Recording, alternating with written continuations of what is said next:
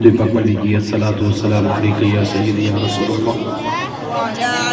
وعلی آلہ و اصحابہ یا سیدی یا حبیب اللہ. سبھی احباب پڑھ لیجیے، جو آخر تک بیٹھے ہوئے نوجوان سبھی احباب پڑھ لیں درود و سلام. الصلاۃ والسلام علیکہ یا سیدی یا رسول اللہ سیدی یا رحمت اللہ. اسٹیج پر موجود علماء کرام محترم پیکر اخلاص محبت حافظ محمد اعظم نقشبندی صاحب، سیکٹری جماعت اہل سنت تحصیل کوئٹہ، برادر مکرم محترم قاری محمد صدیقی احمد نقشبندی صاحب، محترم بھائی محمد دیبرار صاحب، قاری مختار صاحب، اور وادی بنا کے عظیم ثنا خان. میں اکثر ان کے بارے میں کہا کرتا ہوں کہ نام تو گھر والوں نے عاشق رکھ لیا تھا، آگے کمال دیکھیے کہ چہرہ بھی عاشقوں والا، مزید کمال دیکھیے کام بھی عاشقوں والا. نام بھی عاشق، چہرہ بھی عاشقوں والا اور کام بھی عاشقوں والا. میرے مولا صفی عاشق حسین عاشق صاحب اور ذیشان نقشبندی صاحب. ہدیہ تبریک اور تحسین سبھی احباب کو بالعموم اور بالخصوص اہل خانہ کے جملہ احباب. آج کی یہ عظیم الشان محفل ذکر مصطفیٰ صلی اللہ علیہ وآلہ وسلم، محترم بھائی محمد افتخار صاحب کے بیٹے محمد زین افتخار نے خصوصی طور پر یہ اپنے گھر والوں کو پیغام بھیجا. صرف پیغام نہیں بلکہ ساتھ دام بھی بھیجا، یعنی پیسے بھیجے. اور پھر گھر والوں کو، یہ نوجوانوں کے لیے بڑا اہم سبق ہے کہ گھر والوں کو پھر پابند کیا کہ آپ نے حضور کے ذکر کی محفل گھر میں سجانی ہے. ٹلے پہ گئے سارے بولا ہوچے سبحان اللہ. آج لوگ اللہ تللے میں پیسے تو خرچ رہے ہیں. یاد رکھیں علماء کرام کی موجودگی میں اللہ پاک 30ویں پارے میں فرماتا کہ اگر تم ذرہ برابر برائی کرو گے تو قیامت والے دن حساب دینا پڑے گا. ذرہ برابر نیکی کرو گے تو اس کو بھی میں اللہ تمہیں اجر عطا فرماؤں گا. تو اس نوجوان محمد زین افتخار جو 7 سمندر پار بھی جا کر نہ اپنے گھر والوں کو بھولا، اور پھر اس سے بڑی عظیم بات کہ اپنے نبی کے ذکر کو نہیں بھولا. دعا ہے کہ اللہ پاک سرکار کے ذکر کے صدقے محمد زین افتخار اور اس کے جتنے بھی ساتھی ہیں، محترم یاسر صاحب بھی اس کے ساتھ، رفاقت اور بھائی منور صاحب کے بیٹے ہیں، دیگر بھی جو ان کے ساتھی اور معاونین ہیں وہاں پر ہیں. اللہ پاک سب کی خیر فرمائے آمین. احباب ذی وقار، مجھ سمیت جو صاحبان چاہتے ہیں، بزرگ احبابی بیٹھے ہیں، میری مائیں بہنیں بھی سن رہی ہوں گی کہ گھر میں امن اور سکون ہو. گھر میں امن ہو جائے، سکون ہو جائے. دو ہی طریقے ہیں: نماز کی پابندی، قرآن کی تلاوت، اور دوسرا سرکار کا ذکر کرنا. نماز کی پابندی کریں، قرآن کی تلاوت کرنا شروع کر دیں، اور پھر سرکار کا درود و سلام پڑھنا شروع کر دیں. دیکھیں کیسے گھر سے سختیاں نکلتی ہیں اور امن و سکون کا دور دورہ ہو جاتا ہے. سرکار کا ذکر جس بندے نے کیا ہے، حضور کا ذکر کر کے سینے میں حضور کا عشق لے کر، وہ بندہ جس شفت نکلا ہے کامیابی نہ اس کے قدم چومے. اللہ اللہ. احباب ذی وقار، چند ایک اشعار پھر دعا کی طرف بڑھتے ہیں کہ نصیب چمکے ہیں فرشیوں کے، عرش کے چاند تشریف لا رہے. ٹلے پہ یہ اونچیاں بولو سبحان اللہ. سبحان اللہ. نصیب چمکے ہیں فرشیوں کے، عرش کے چاند تشریف لا رہے ہیں. جھلک سے جن کی فلک ہے روشن، وہ آقا تشریف لا رہے ہیں. اور نثار تیری چہل پہل پہ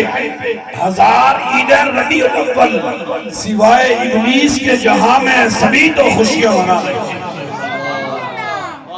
اور اللہ نے بھی لجپال آقا کا،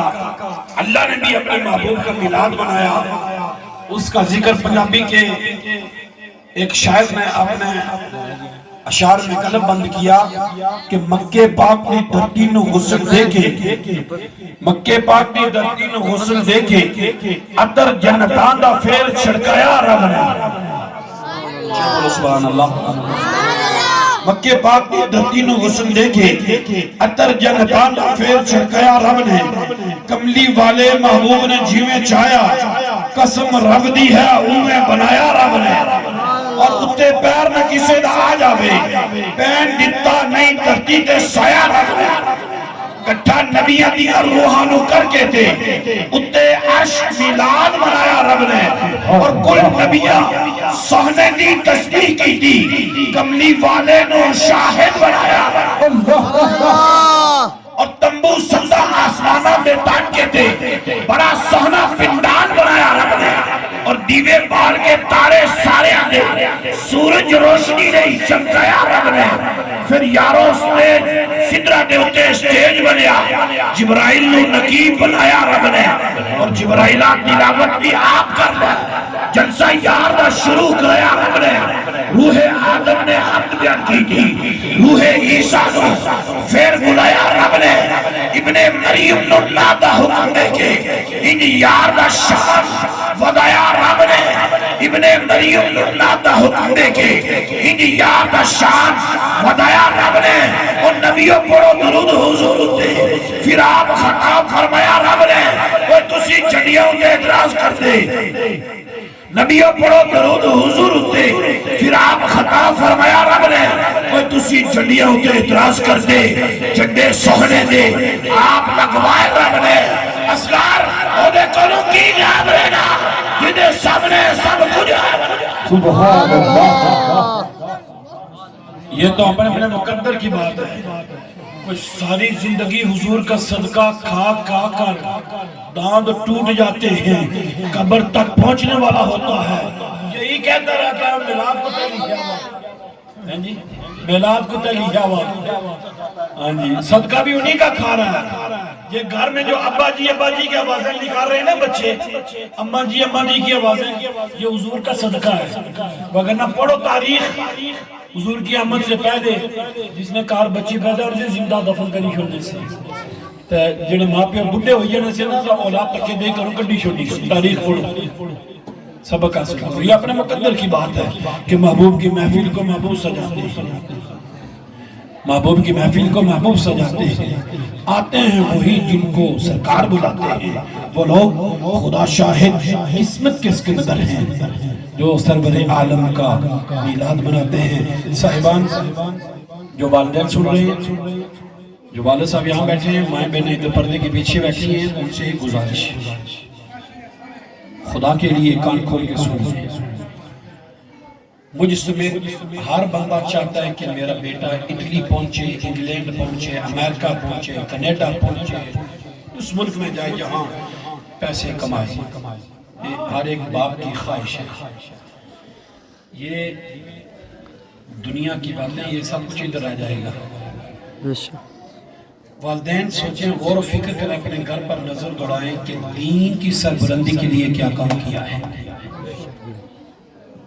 دنیا کے لیے تو بیٹے 7 سمندر پار بیچ دیتے ہیں نا تو یہ دار فانی ہے دار بقا اس کے بعد مرنے کے بعد جو زندگی شروع ہونے والی ہے اس زندگی کے لیے ہم نے کتنے کام کیے اپنی اولاد کو دین کی طرف لے کر آئے اپنے گھر میں سے ایک حافظ قرآن لازمی بنا عالم دین بنا اگر گھر میں سے نہیں ہے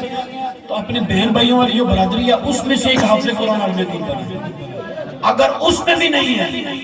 تو پوری آپ کی جو رشتہ داروں والی برادری ہے آپ کی ایک جو ذات ہے پوری ذات میں نظر دوڑائیں کہ ہماری اس پوری فیملی میں کوئی عالم دین موجود ہے کوئی حافظ قرآن موجود ہے اگر موجود ہے تو سر سجدے میں رکھنا اگر نہیں موجود تو فکر کرنا شروع کرنا میری مائیں بہنیں سن لے بزرگ سن لے کہ یہ جو حافظ قرآن ہوگا علماء کرام کی موجودگی میں کہ جہاں پر اولاد اپنے ماں باپ سے باز رہی ہوگی ماں باپ اولاد سے باز رہے ہوگے جس کے سینے میں قرآن ہوگا عمل عالم دین ہوگا وہ قیامت والے روز بھی اپنے ماں باپ کی شفاعت کرے سبحان اللہ لمبے بھر کے لیے سوچیں کہ زندگی گزر گئی ہے تو گزر رہی ہے تو کم از کم نسل میں سے ایک تو حافظ قرآن ہونا چاہیے نا، نسل میں سے ایک تو عالم دین ہونا چاہیے نا. اس میں دورہ فائدہ ہے.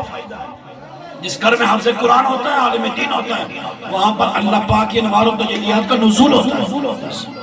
ایک تو یہ اس دنیا کا فائدہ ہے، اور پھر مرنے کے بعد بھی وہ حافظ قرآن اور عالم دین اپنے ماں باپ کی قیامت والے روز